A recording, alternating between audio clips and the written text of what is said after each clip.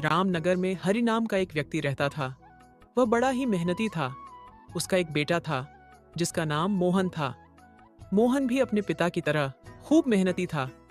जब मोहन छोटा था तभी उसके माँ का देहांत किसी बीमारी के कारण हो गया था।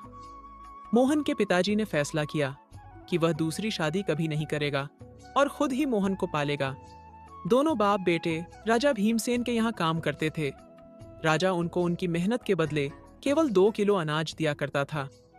2 किलो अनाज में बाप बेटे का बड़ी मुश्किल से गुजारा होता था, इसलिए वह दोनों हमेशा भूखे ही रहते थे या फिर आधा पेट अनाज खाकर अपना गुजारा करते थे। एक दिन मोहन अपने पिता से कहता है,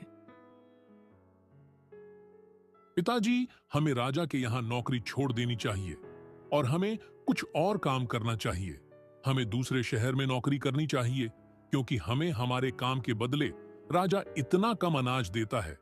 इतने कम अनाज के कारण हमारा पेट भी कभी सही से नहीं भरता और हम हमेशा भूखे ही रहते हैं।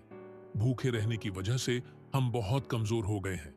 अगर हम खाएंगे नहीं तो काम कैसे करेंगे? बेटा, कह तो तू सही रहा है। भूखा रहने की वजह से मुझे भी बहुत कमजोरी आ गई है। हमेशा चक्कर से आते रहते हैं। कभी कभी तो मेरी आंखों से दिखना भी बंद हो जाता है। लेकिन बेटा, हम राजा की नौकरी नहीं छोड़ सकते।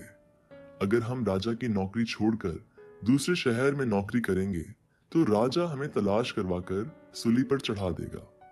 हमारी भलाई इसी में है कि हम चुपचाप राजा की नौकरी कर रहे हैं। चल, अब तुम जंगल से लकड़ियां ले आओ और मैं जल्दी से खाना बना देता हूँ।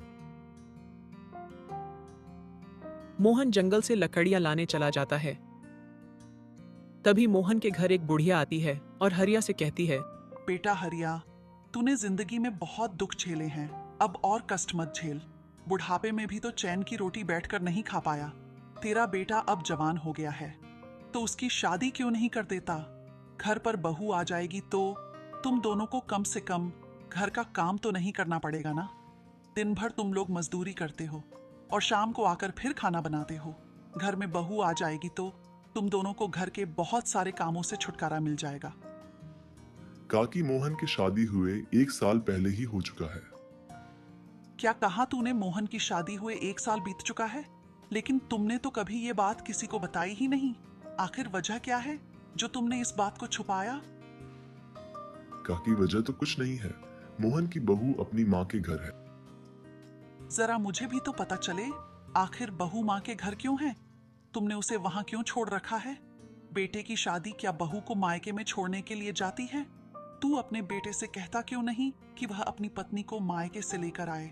तू आज ही मोहन को भेज दे बहू को मायके से लेकर आने के लिए। कैसे भेज दूं काकी? हमें गरीबी तो चारों तरफ से घेरे हुए हैं। हमारे घर में तो एक चारपाई तक नहीं है जिस पर वह बेचारी आकर बैठ सके, और ना ही हमारे पास इतने पैसे हैं कि हम चारपाई खरीद कर ला सके, और ना ही मोहन के पास ऐसे कपड़े हैं जिन्हें वहां पहनकर वह अपने ससुराल जा सके। मोहन के पास तो सिर्फ 2 जोड़ी कपड़े हैं, उनमें से भी 10 पेवन लगे हुए हैं। पेवन लगे हुए कपड़े पहनकर ससुराल जाता हुआ मोहन भला कैसे अच्छा लगेगा? अरे वाह रे हरिया, मैं तो तुझे बड़ा होशियार समझती थी, मगर तू तो बहुत बड़ा मूर्ख निकला।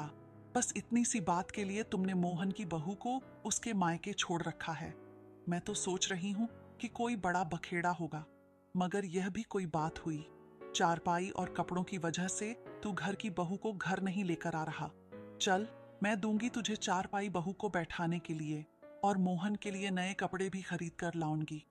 फिर इतना कहकर बुढ़िया अपने घर चली जाती है। फिर उसके बाद हरी सोचने लगता है, ठीक ही तो कहती है काकी। मुझे मोहन की बहू को घर वापस बुला लेना चाहिए। अगर मोहन की बहू आ जाएगी तो हमें भी घर के कमों से राहत मिल जाएगी। मैं कल ही भेज दूंगा मोहन को बहू को लेने के लिए। फिर बुढ़िया हरी के घर आती है और बाजार से मोहन के लिए कुछ कपड़े और एक चारपाई ले आती है।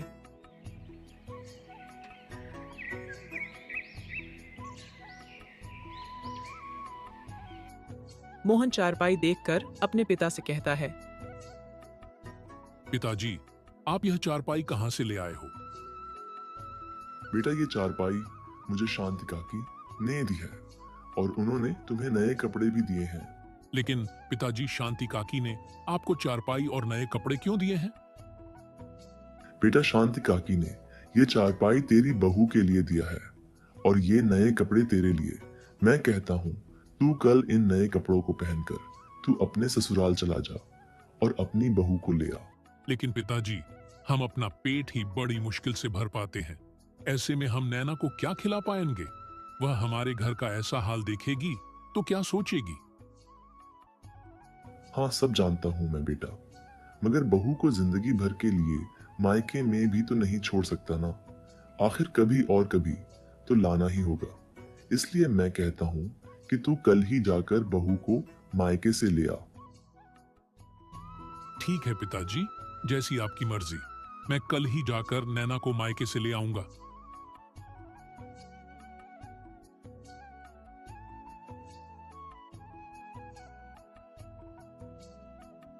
अगले ही दिन मोहन बुढ़िया के दिए हुए कपड़े पहनकर नैना को लाने अपने ससुराल चला जाता है। ससुराल में मोहन की खूब खातिरदारी होती है। मोहन एक हफ्ते तक अपने ससुराल में ही रुकता है।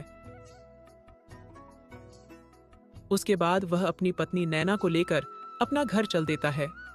लेकिन रास्ते में मोहन सोचने लगता है, अभी तो हमारा घर बहुत ही गंदगी से भरा हुआ है। नैना देखेगी तो हमारे बारे में क्या सोचेगी? मैं नैना को शांति काकी के घर छोड़ आता हूँ। उसके बाद मैं अपने घर की सफाई कर लूंगा। मोहन अपनी पत्नी को बुढ़िया के घर छोड़कर अपने घर चला जाता है।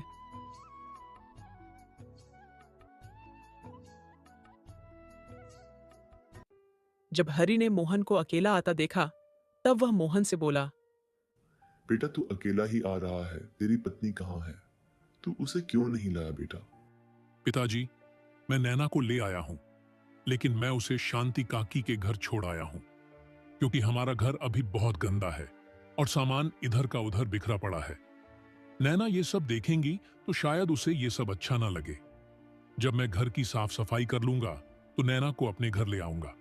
साफ सफाई तो होती रहेगी, पहले तू महाराज के पास चल। वे तुझे 3 दिन से रोज बुला रहे हैं। मैं उनसे रोज कोई ना कोई बहाना कर देता हूँ। तुझे ससुराल में इतने दिन नहीं रुकना चाहिए था। पता नहीं महाराज तुझे क्यों रोज ढूंढ रहे हैं। मोहन बगैर सफाई किए अपने पिता के साथ राजमहल की ओर चल पड़ता है। उधर बुढ़िया ने नैना की खूब खातिरदारी की और फिर बोली, बेटी, तुम बहुत समझदार हो। भगवान तुम्हें हमेशा खुश रखे। आओ मेरे साथ, मैं तुम्हें तुम्हारे घर छोड़ आती हूँ। बुढ़िया की बात सुनकर नैना को बड़ा आश्चर्य हुआ। नैना मन ही मन सोचने लगी कि क्या यह घर उसका नहीं है। तो उसने बुढ़िया से हिचकिचाते हुए पूछा, माँ जी, अगर यह घर मोहन का नहीं है तो फिर मोहन का घर कौन सा है? बेटी, मोहन राजा के यहाँ काम करने गया है, इसलिए तुझे मेरे घर छोड़ दिया था। तू अभी नई नवेली दुल्हन है, घर में भला अकेली कैसे रहती? अब तो वह काम करके आने ही वाला होगा। उसके आने से पहले चल, मैं तुझे तेरे घर पर छोड़ देती हूँ। फिर बुढ़िया नैना को उसके घर छोड़ आती है। नैना को मोहन का घर देखकर बहुत आश्चर्य हुआ। पूरा घर गंदा पड़ा था।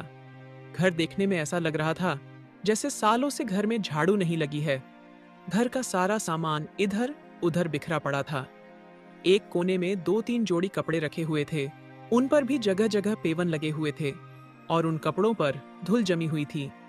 घर की ये हालात देखकर नैना की आंखों में आंसू आ जाते हैं। वह मन ही मन सोचने लगती है, हे भगवान, पिछले जन्म में मैंने ऐसे कौन से पाप किए थे जिसकी सजा मुझे इस जन्म में मिल रही है? ये घर में तो कुछ भी नहीं है। अब मैं क्या करूं? मुझे तो कुछ भी समझ में नहीं आ रहा है। नैना बहुत ही समझदार और होशियार थी। उसने सोचा, ये मेरे नसीब का एक हिस्सा है, मुझे कैसे भी करके इस मुश्किल से गुजरना ही होगा। वो हिम्मत करके उठी और घर के साफ सफाई में लग गई। कुछ ही देर में उसने घर को पूरा साफ कर दिया और इधर उधर बिखरा हुआ सामान सही तरीके से सजा दिया। उसके बाद